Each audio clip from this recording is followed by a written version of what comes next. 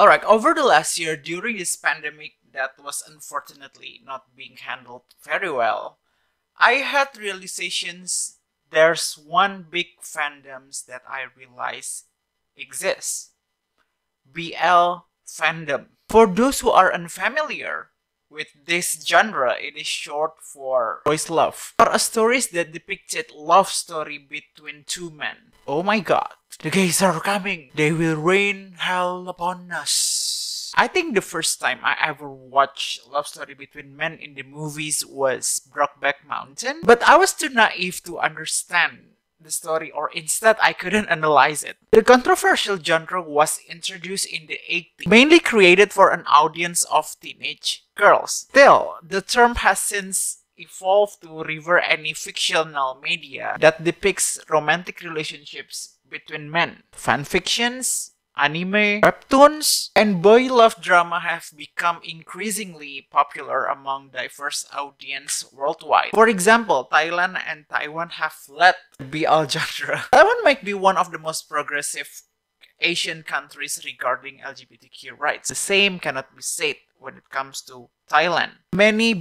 Yet many boys love drama are coming from Thailand because the media realize that it is lucrative. Another thing that fascinates me is women as the primary demographic of love story between two men. Some of the writers of popular boys love written by women, and it's almost like women has their fantasy about the relationship between men. Honestly, I don't know if it is a bad thing, because there are stories of BL that I find remarkable. However, I cannot help think that a lot of boys love drama is based on heteronormative relationship, which another topic that I will discuss later in the future. Anyway, the rise of BL genre in media could be seen as a progression of representations, because this time they put specific group as the main story rather than a plot device for another character, or even a portrayal as a joke. When it comes to progressions on representations, it is always comes with a price. The expectations of the quality and the authenticity of the model itself, because the concerns are whether the portrayal in one identity is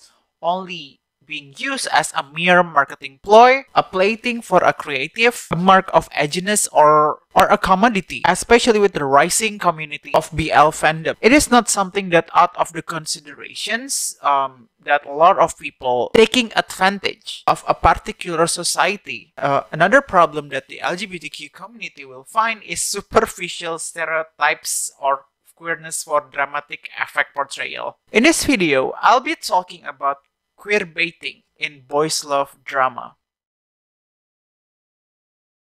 Before we talk about the issue, let's talk about queerbaiting first. What is actually queerbaiting? Judith Fatala in 2014 defines queerbaiting as a strategy by which writers and networks attempt to gain the attentions of queer viewers via hints, jokes, gestures, and symbolism suggesting a queer relationship between two characters, and then certainly denying and laughing off the possibility. Denial and mockery reinstate a heteronormative narrative that poses no danger of offending mainstream viewers at the expense of queer eyes. The general definitions of queerbaiting suggest that the films, TV shows, and other media works attempt to attract or bait the attentions of the queer audience via giving hint, or more specifically, by setting a romantic relationship between same-sex or sexual minority characters,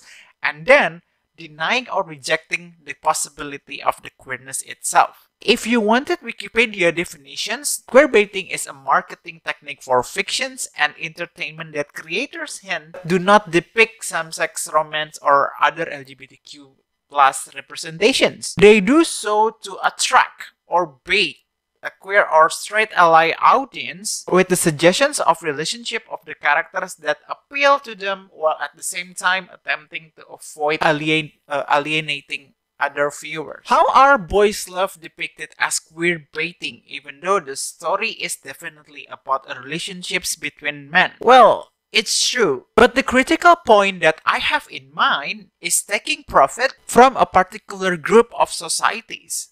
In this case, Let's take a look at the actors and the network that provided queerbaiting strategy for their profit. Classic characters of the BL series are usually supposed to be straight, and later they find out their attractions towards the same sex because of their partner. However, some do not disclose their sexual orientations, but it is still the pattern that many BL series characters created. Not only that, the looks of the main characters are usually depicted as masculine and feminine type of men. The manners, the body language, in a way that people could guess what's their role when it comes to lovemaking. I must admit though, most of the characters are really pleasing to look at, and they have such a good chemistry at least. While some have such mediocre acting, many people ignore this aspect because it fulfills their fantasy about how this character will be in their head. Realizing that it has become clear how the series marketing will affect the fandom's way of thinking by giving them intimate moment of the actors.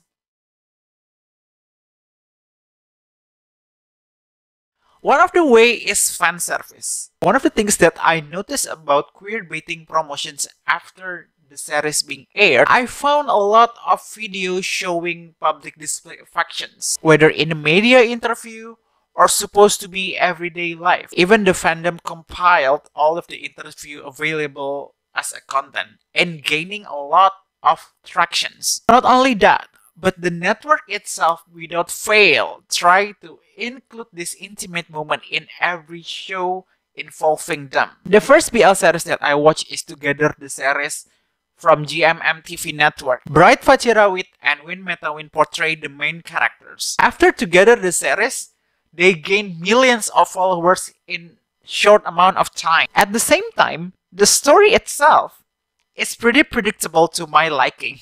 But people from all around the world have recognized their work. You can see a lot of intimate moments online, especially if they are involved in variety shows. After all of the fan service, they will be called themselves as brothers. And this happened not only just Bright Twin couple, but most of the actors that you have watched. The actors, the network, or even the fandom planted the idea of them as a real couple in our mind so that we will fantasize about their relationship. Therefore, the fandom will support them and buy their merch. Just like I said before, it is not only Bright Window. After watching as many BL series as I could, I realized that many BL actors have this similar moment. Prominent couples such as Afghan, Tainu, Max To. A pleasure to meet you all. I'm Max, and that's my husband.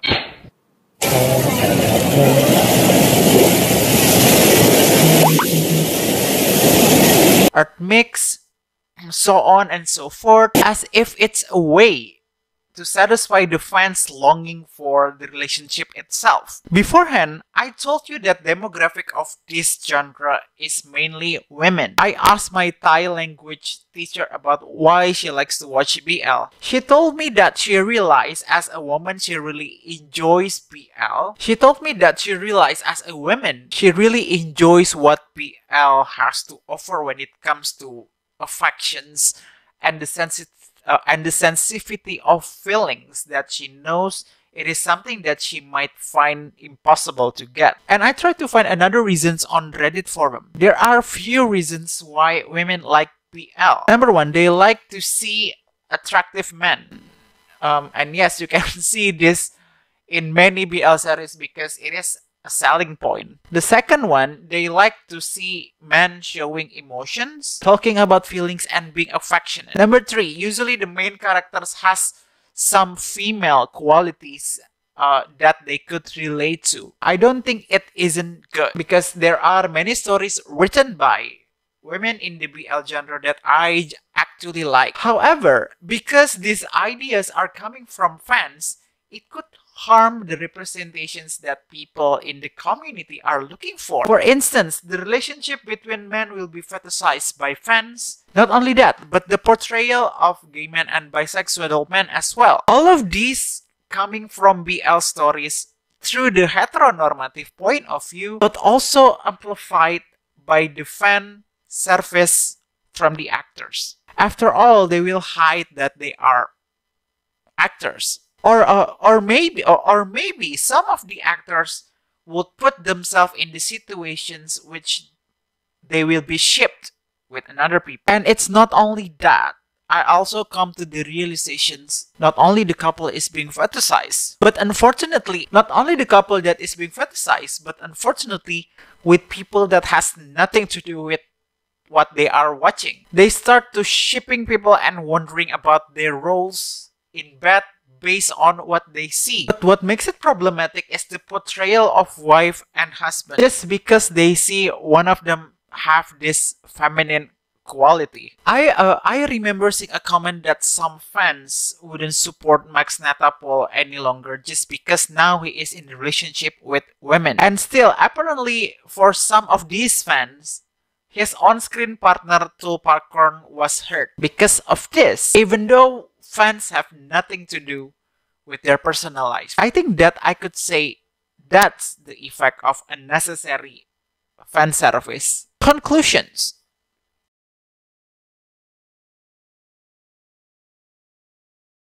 So, where do I stand in this matter? Is the BL series queerbaiting? Unfortunately, it is in gray area. On the one hand, it is a story about a same-sex relationship. However, I think how the marketing itself is a little bit using queerbaiting technique because it involves people in real life, not the characters of the series. For the actors, when they are using this technique, they are gaining a lot of fans and advantage without necessarily speaking out about the community issue. Even though some of them are actively speaking out, still, the others are just actors. Who knows? In the end, in my eyes, at least I understand what they do is only to attract attention. Is it bad?